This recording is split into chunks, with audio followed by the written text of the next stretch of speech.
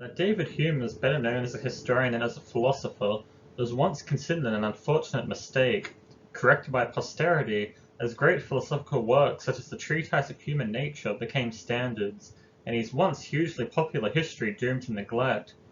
Modern studies have challenged this judgment, and Hume's six-volume History of England of 1754 to 62 is now recognized as a key text that builds upon his philosophical writings while casting them anew, and Hume's words, a history in which his philosophical spirit finds here ample material to work upon.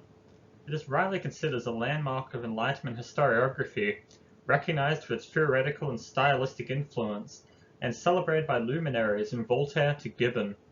Nor is its effect limited to the Republic of Letters. The history gave consolation to Louis XVI as he awaited the guillotine, and was considered by Thomas Jefferson as actively poisonous to civic virtue.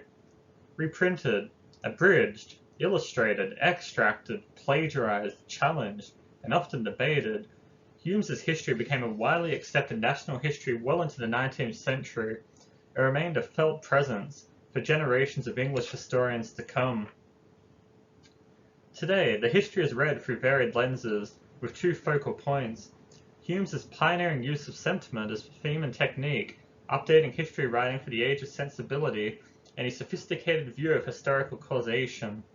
The latter drives Hume's account of societal change, an attempt to create consensus by sharply challenging Whig shibboleths of an ancient constitution and Tory ideals of unchanging royal prerogative as both anachronistic. In the process, Hume reads the English past as rich in irony, driven by dramatic consequences unanticipated by its primary actors, and marked by a great mixture of accident. Although both perspectives have greatly enriched our knowledge of Hume's history, they differ strikingly in the level of attention they pay to historical change.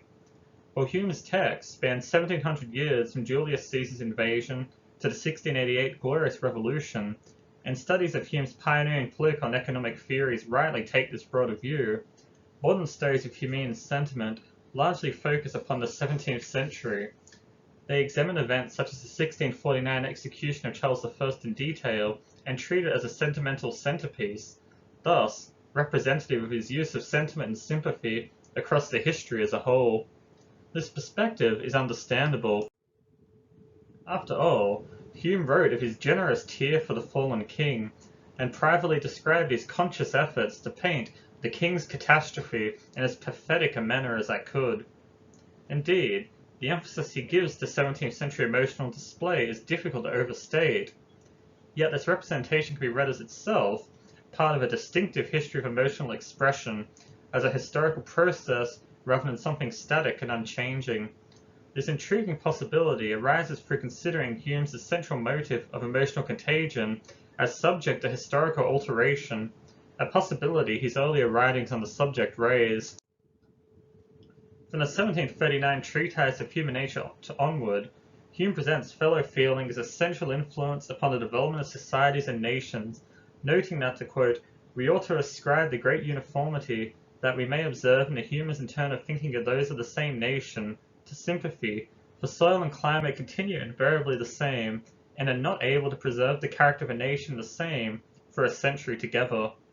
Hume's 1748 essay of National Characters argues again for sympathy over climate as a formative force, writing that the propensity to company in society is strong in all rational creatures, and the same disposition which gives us this propensity makes us enter deeply into each other's sentiments, and causes like passions and inclinations to run, as it were, by contagion, through the whole club or knot of companions.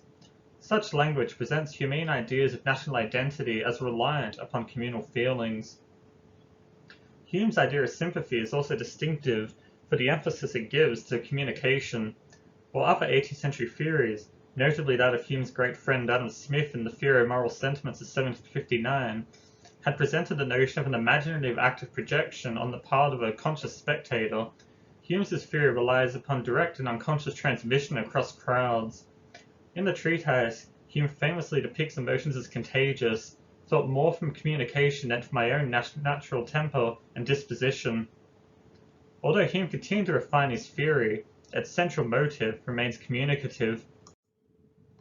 In his inquiry concerning the principles of morals of 1751, for example, Sympathy is a theatre in which a crowd of spectators feel the emotions expressed on stage when they weep, tremble, resent, rejoice, and are inflamed with all the variety of passions. While always present, modern societies add to the possibility of easy transmission, aided by discourse and, in Hume's words, fostered by society and conversation. Hume's idea of sympathetic contagion, as aided by historical development, also highlights his notion of situated in human society, nicely surmised in James Farr's description of Humean sympathy as not merely psychological or motivational analysis, but as much about the analysis of language, history, and culture. With Hume's depiction of sympathy in mind, it is unsurprising that the history of England is closely attentive to historical changes in emotional contagion. Like his presentations of English society and economy, Humean sentiment too can be historicised. Although the emotions themselves remain broadly consistent, what changes over time is their transmission and range. Reading the history of England, we encounter the extent to which contagion in England becomes reliant not only upon direct contact, but also more modern modes of transmission, including print media and electoral systems. Such depictions again follow Hume's philosophical writings, which he considered manners, customs, and opinions as far more susceptible to historical change than war and negotiations. Hume's unsympathetic view of early and medieval England as an underdeveloped society of little historical interest is manifest then, not only through its barbarities, but in sympathetic transmission's near absence. Depictions of emotional contagion in these volumes are rare and only cover relatively small groups. Perhaps the strongest example is the Crusaders' bloody 5th of July 1099 massacre in Jerusalem, which sees its pious perpetrators consider the city's past before the quote, their devotion, and living by the presence of the place where he had suffered, so overcame their fury that they dissolved in tears and bore the appearance of every soft and tender sentiment. As Hume's history marches through England's past, leaders more frequently act emotionally, whether genuinely, cynically, or like Elizabeth I, both. Scenes of small groups of collective emotions, most often weeping, also appear, from French prisoners following the 1346 Battle of Crecy to Mary Queen of Scots' faithful servants shortly before her execution, yet they remain confined within a single space, rather than spreading across society. In the 17th century, however, Hume presents a dramatically altered scene. He reads the turmoil and enthusiasms of the age through a series of key episodes where powerful and volatile emotions rapidly flow across the country, catching almost all in their wake. Hume sees the English Civil War of the 1640s as propelled by a common fury of parliamentarians and Puritan sermons, before the English population is reduced to an almost instantaneous and universal lament upon Charles I's death. A moment so powerful that upon laying the news, former advocates for regicide recant their ways, pregnant women spontaneously give birth, and some unlucky souls drop dead. 1660's restoration is greeted with pure delight, where the people, freed from that state of suspense in which they had so long been held, now change their anxious hope for the unmixed effusions of joy. Events later in the century present similar collective emotional responses, with the 1688 acquittal of the 7 bishops echoed through the whole hall before being carried into the city and propagated with infinite joy throughout the whole kingdom. That such convulsive scenes only appear in Hume's narration of the 17th century highlights their basic modernity. Nor is this emotional contagion limited to sweeping sorrow or mass jubilation. It encompasses a broader spectrum of feelings, including anger, paranoia, and fear, most aptly seen in his depiction of the Popish Plot. This powerful conspiracy, first raised by former seminarian Titus Oates, as pictured here, in mid-1678, and rapidly catching flame, centered upon fears of a Catholic assassination of Charles II, with his brother's accession to the throne to end English Protestantism. Although based on little reliable evidence and shifting in detail, the deep anxieties and anti-Catholic bigotry the plot raised rapidly moved throughout the nation and deeply affected its politics into the early 1680s. It fueled executions, treason trials, and even threatened Charles II's rule itself before the plot fell into doubt and disbelief. To Hume, The Popish Plot is the most striking popular delusion in modern English history, ironically spread more rapidly because of its absurdity, with Hume allowing a brief thought experiment to suggest that a version of the plot, if proposed by the then Whig leader, the first Earl of Shaftesbury, would have been moderate, consistent, credible, and on that very account, far less successful than Oates's tremendous fictions. Hume's awareness of the Popish Plot as a key modern example of Contagion is reflected in his careful attention to its ebb and flow across England as well as Scotland and Ireland. Although less examined than Charles I's death, it has received some scholarly notice. Karen O'Brien's Narratives of Enlightenment traces Hume's treatment back to the third Earl of Shaftesbury's Characteristics of Men, Manners, Opinions, and Times of 1711, where, in examining religious enthusiasm, he describes contagion. Their very looks are infectious, the fury flies from face to face, and the disease is no sooner seen than caught. Hume's history occasionally echoes this face-to-face interaction to explain how the terror of each man became a source of terror to another. His broader account, however, is a more complex model of transmission, where in addition to personal interaction, contagious feelings spread with rapid force through calculated acts of textual dissemination and visual display. Hume's depiction of the effects of print media is a crucial example. The 15th century invention of print, in conjunction with the discovery of America, ushered in the beginnings of modern history, a transition Hume dates in the history and his letters to Henry VII's reign. He sees print as allowing thought and opinion to be more widely circulated, greatly facilitating the Renaissance and making the Reformation possible. In this, he anticipates other 18th century accounts, with William Robertson's History of Charles V and Mary Wollstonecraft's study of the French Revolution each paying due tribute to print's seismic impact. Even such a critic as Samuel Johnson could depict the English people growing in knowledge, thanks to the rivulets of intelligence which are continually trickling among us, which everyone may catch, and which everyone partakes.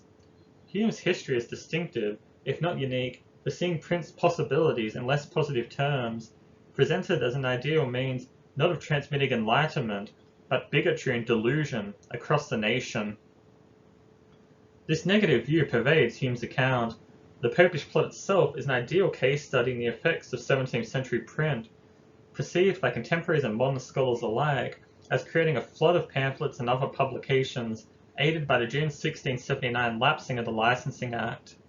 While Hume discusses these outpourings selectively, he includes texts which spread anxiety and fury, such as Edward Coleman's correspondence with French Catholics, seized in 1678 before they could be fully destroyed, and helping justify Coleman's execution.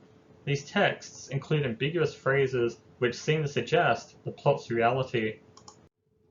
When these letters were publicly known, they diffused the panic with which the nation began already to be seized on account of the Popish Plot. Seemingly corroborating Titus Oates's claims, they helped the plot take possession of the entire people. William Bedloe's A Narrative and Impartial Discovery of the Horrid Popish Plot of 1680 is a similar example. A paranoid text fearing a general massacre of Protestants, Hume sees it as intentionally printed in order to support the panic among the people, especially among the citizens of London. For Hume, its absurdity served as further incentives to discover the bottom of the plot. Print directly spreads rumour and fear. While earlier in the history, Hume avoided considering the effects of Charles's posthumous icon Basiliki in creating general compassion across England until several pages after the reign of the king's death, here text and transmission occur in direct proximity. In accounting for 17th century modes of transmission and dissemination, Hume does not limit himself to print. Deliberately targeted towards vast audiences, the plot spreads rapidly by a combination of rumour, media, and ritual. Hume, for instance, highlights the aftermath of the magistrate Sir Edmundsbury Godfrey's October 1678 death. While the true cause to Hume is a mystery, which is impossible for us at this distance to account for, Godfrey is widely seen as a victim of Catholic assailants, adding further credibility to the plot's proponents. Already inspiring fears so widespread that, quote, the voice of the whole nation united against Catholics, the popular frenzy is encouraged further by the ghoulish and carefully orchestrated artifice of placing Godfrey's corpse on display in London, where a vast multitude went away inflamed, as well by the mutual contagion of sentiments as by the dismal spectacle itself. The plot also spreads through the new medium of parliamentary elections. With the January 1679 proroguing of the Cavalier Parliament, the English nation entered a volatile period, with 3 elections in 2 years, 2 in 1679 alone. Their legacies inspired much debate. Hume anticipates interpretations which saw them as ideologically driven on a national scale and formative for the Whig and Tory parties. Although modern scholarship has challenged and complicated this argument, Hume reads them as yet another means of diffusion in the sweeping national terms which recur through his tale of 17th-century Contagion.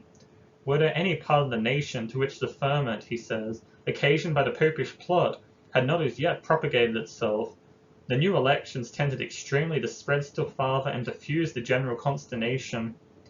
In this fashion, elections newly encompass the nation, and so facilitate the spread of bigotry, delusion, and faction.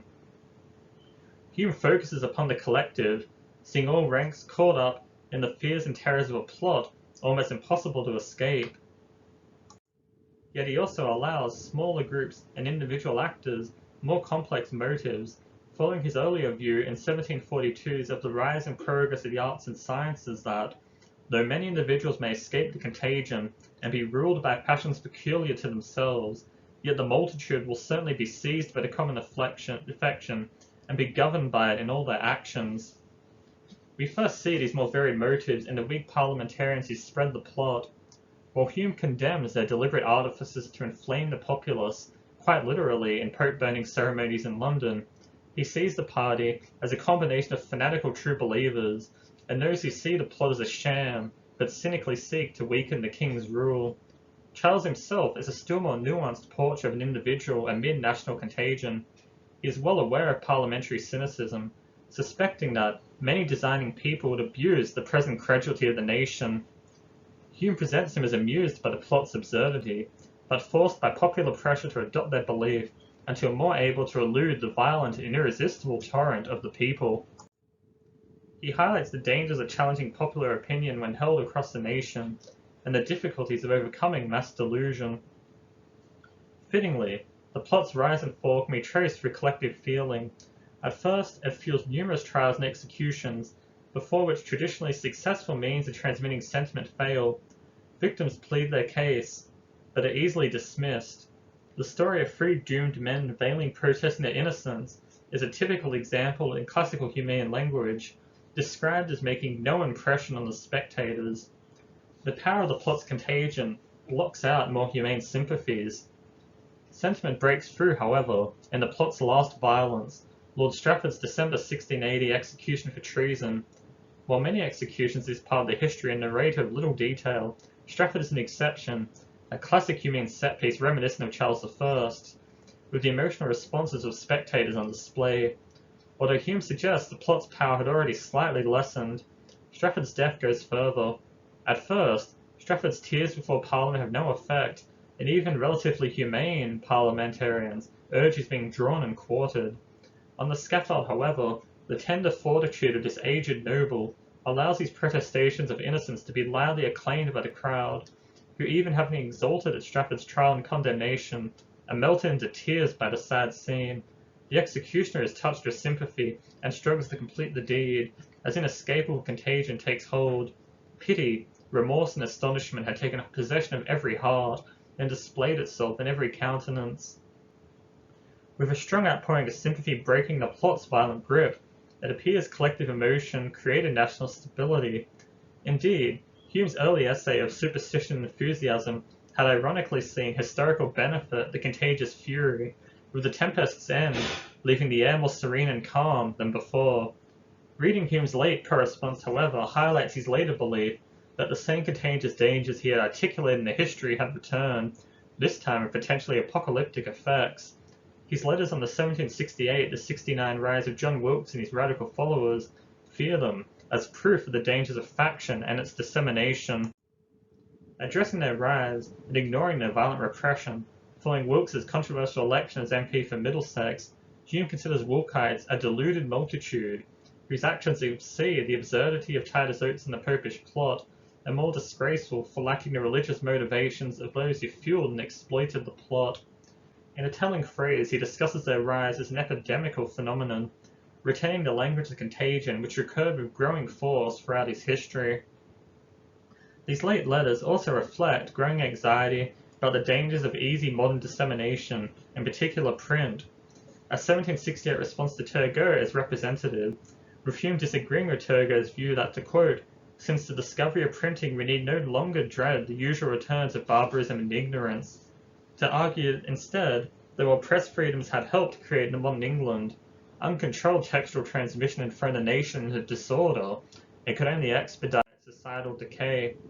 Where Hume once championed the free press, resisting tyranny by providing an easy method of conveying the alarm from one end of the kingdom to the other, by 1771 he considered modern print as actively aiding irrationality, since nonsense flies with greater celerity and makes greater impression than reason. But Hume famously wrote of the English Constitution's happiness following the 1688 Glorious Revolution, and steadfastly urged against a return to the maxims of uncultivated ages. He considered modern society itself to be a very fragile thing. Hume's fears for England in his late writings have struck scholars as curious, where his belief that England rather than France was doomed to imminent collapse seen as a rare political misjudgment. Reading Hume's History of England, however, highlights that his anxieties reflected his interpretation of the nation's past. His 6 volumes had not only told the complex story of the rise of English liberties and the nation's socio-economic development, but also in effect presented a dialectic of an Enlightenment, with the growing potential for emotional transmission across all of England, something at once both modern and perilous. Thank you.